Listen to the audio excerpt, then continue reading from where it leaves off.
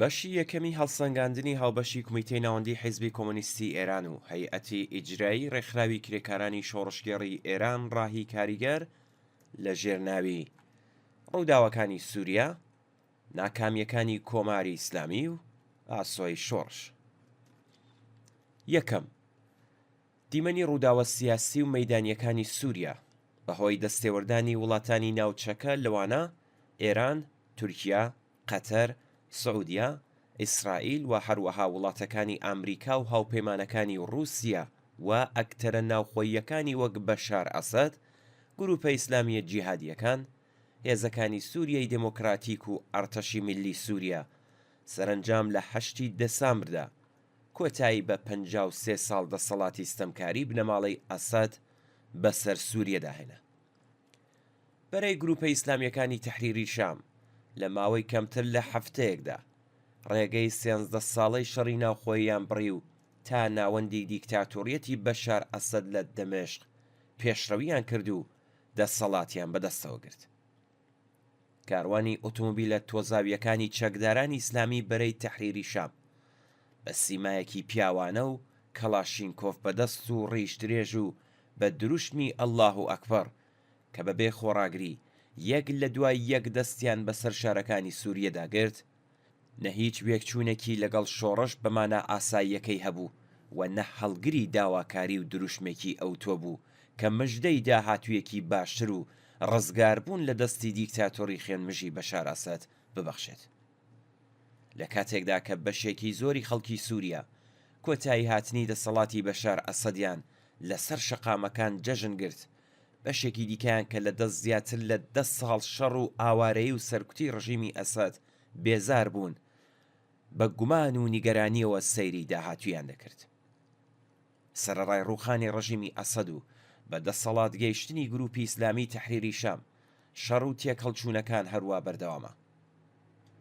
گروپە میلیشیاکانی سەر بە تورکیا هێرش دەکەنە سەر پێگەی هێزەکانی سووریای دموکراتیک و شەڕ لە ناوچەکانی ژێر کۆنتترۆلی ئەو هێزانەدا لە ئارادایە. هاوکات ئیسرائیل ئەو دەرفەتەی قۆستۆتەوە و بەشێک لە خاکی سووریای داگیر کردووە. لە ماوەی هەفتەی ڕابردوودا ئیسرائیل زیانێکی زۆری بە تواناییە نظامی و کەرەستە ئیستراتیژیکەکان و ژێرخانی پیشەسازی سووریە گەیاندووە و تا ڕادەیەکی زۆر وێرانی کردوون. دووهەم، حکوومەتی سووریا هاوشێوەی دەوڵەت نەتەوە زۆرە ملەکانی دیکەی دوای شەڕی جیهانی یەکەم و ڕێکەوتنی سایکس پیکۆ لەسەر بنەمای چڕبوونەوەی دەسەڵات لە دەست تاقمێکی دیاریکراودا بە بەهای چەوسانەوە هەڵاواردن سەرکوت و ئینکاری شوناسەکانی تردا مەسرا بوو. ئەم پێک هاتەیە خۆی بوو بە سەرچاوەی دژوازی و ململانەی چارەسەر نەکراوی شوناسی ئاینی، زمانی، ئەتنیکی و نەتەوەیی.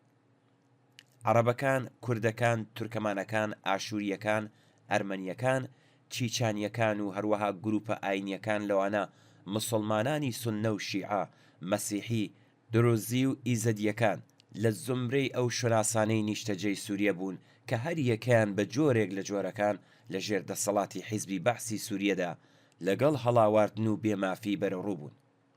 بۆ نمونە دەوڵەتی ناوەندی سووریا لە ڕێگەی سیاسەتی دژە ئینسانی و نژاد پەرستانەی تەعریبەوە ناوچەی کوردستانی سووریای لە گەشەی ژێرخان و پیشەسازی بێبەش کرد.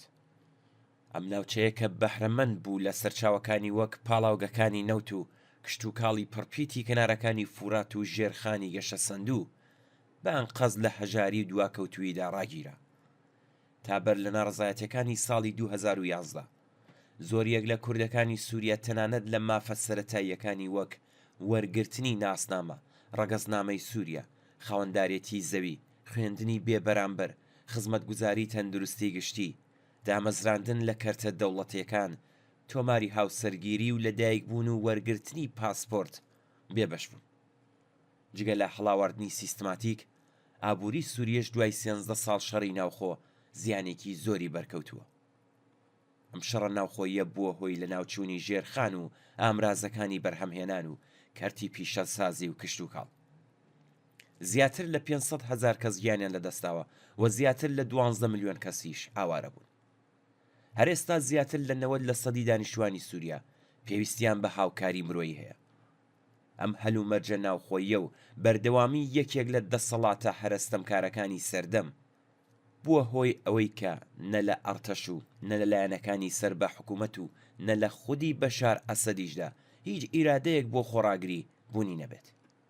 ئەرتەشی سووریا کە بەهۆی 13 ساڵ شەڕی ناوخۆییەوە لاواز و ماندوو بوو غافڵگیر کرا و هیچ پاڵنەرێکی بۆ بەرەنگاربوونەوە نەما و بەکردەوە داڕمە. لەم بارودۆخەدا هاوپەیمانەکانی بەشار ئەسەدیش نەیانتوانی پێش بە ڕووخانی ڕژیمەکەی بگرن. رووسیا کە خۆی گرفتاری شەڕ لەگەڵ ئوکراینە نەیتوانی هاوکێشەکانی سووریا بگۆڕێت و پێدەچێت بە هیوای وەرگرتنی هێندێک ئیمتیاز لە دەوڵەتی ئەمریکا بە تایبەت لە ئۆکراین پشتی ڕژیمی ئەسەدی بەردابێت. حیزبوڵای لوبنان کە لە شەڕ لەگەڵ ئیسرائیلدا بەڕادەیەکی زۆر لاواز ببوو تەنانەت توانایی پاراستنی پێگەی خۆی لەدەستدا بوو چ بگات بە پشتیوانی لە بەشار ئەسەد. حکوومەتی ئێران کە جگە لە لەدەستدانی هەزاران هێزی نیزامی لە سووریا زیاتر لە 30 ملیارد دلار لە سەروەت و سامانی وڵاتی لە پێناو پاراستنی بەشار ئەسەددا خەرج کرد بوو وەک زەرەرمەند و دۆڕاوی سەرەکی ئەم قەیرانە سیاسیە ناسێندرا. ئەم تێچووە زۆر و زەوەندا کە لە سەرچاوەی داهاتی خەڵکو و چەوسانەوەی کرێکاران و زەحمەتکێشانی ئێران دابین کرابوو دوجار نەیتوانی مانەوەی ڕژیمی ئەسەد گەرانتی بکات. سێم، ئێستا دەسەڵاتی سیاسی سووریا بەم فرەچەشنی و ئێتنیکی و فەرهەنگیەوە لە دەستی گروپێکی بناژۆخوازی سوننەدایە کە لە ڕووی سیاسیەوە گوێڕایەڵی دەوڵەتی تورکیەیە. تا ئەم ساتە وەختە دەوڵەتی تورکیە وەک یەکێک لە پارێزگاکانی خۆی چاو لە سووریا دەکات و سیاسەتەکانی خۆی دەکات بە ڕێنمایی دەسەڵاتدارانی نوێ. گروپی سەلەفی بەرەی تەحریری شام کە پێشتر بەهۆی جنایەتەکانیەوە لە لیستی تێرۆری وڵاتەکانی ڕۆژاوادا بوو ئێستا جگە لە ناوچە کوردنشین و عەرەبیەکانی ژێردەسەڵاتی سیستمی خۆبەڕێوەبەر کۆنتڕۆڵی باقی ناوچەکانی سووریەی بەدەستەوە گرتووە. ئەحمەد ئەلشەرح ڕێبەری ئەم گروپە کە لە ناو گروپە ئیسلامیەکانی داعش و قاعیدەدا پەروەردە بووە لەسەر بەستێنی لاوازبوونی ئیسلامی سیاسی لە ناوچەکە هەوڵ دەدات سیمایەکی میان ڕەو لە خۆی نیشان بدات. تا ئێستا ئایندەی سووریا ڕوون نییە. ئەگەرچی گروپی بەرەی تەحریری شام باس لە دەست بەسەرکردنی مافی کەمینەکان تەحمل نەکردنی حیجابی زۆرم لێو هیتر دەکات، بەڵام بە لە بەرچاوگرتنی سروشت و ڕابردووی ئەم گروپانە لە بەڕێوەبردنی پارێزگای ئیدلەب و بە تایبەتی پابەندبوونیان بە سیاسەت و بەرژەوەندیەکانی دەوڵەتی ئەردۆغان ئەستەمە داهاتوویەکی باشتر لە سەردەمی دیکتاتۆری بەشار ئەسەد بۆ سووریا چاوەڕوان بکرێت. دەبێت چاوەڕوان بین تا بزانین لە چەند هەفتەی داهاتوودا هاوسەنگی هێز لە سووریا چۆن دەبێت. وڵاتێکی کە لە ئاکامی 13 ساڵ شەڕی ناوخۆدا لە ڕووی ئابووریەوە داڕماوە و زۆربەی ژێرخان و ئابووری و کشتوکاڵیەکانی لەدەستداوە و ئێستاش لە ژێر کۆنتڕۆڵی گروپە داعشی و ئەلقاعیدەکانی پێشووتردایە داهاتوویەکی نادیاری هەیە.